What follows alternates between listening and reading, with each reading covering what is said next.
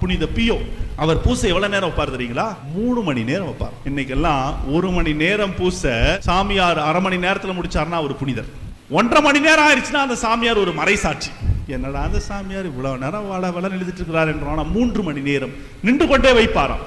அப்ப மக்கள்லாம் வந்து அவர் கேட்டாங்களாம், ஃபாதர் ஏன் ஃபாதர் நின்றுகிட்டே வச்சுட்டு இருக்கிறீங்க திருப்பலிய அப்படின்றப்ப அவர் சொன்ன வார்த்தை, யார் சொன்னது நான் நின்று கொண்டு இருக்கிறேன் என்று? நான் விண்ணகத்துக்கும் மண்ணகத்துக்கும் இடையில் நான் தொங்கிக் கொண்டிருக்கிறேன். கண்ணீரோடு திருப்பலி வைப்பார். அந்த எழுந்தேற்ற சமயத்தெல்லாம் தன்னுடைய உருகிய அந்த மக்கள் அவருடைய திருப்பலியை காண, அவருடைய 5 காயங்களை காண, அவருடைய வழியாக பாவசங்கீத்தன ஒவ்வொரு வருஷம் பேர் மக்கள் சாறை சாறையாக வருவார்களாம்.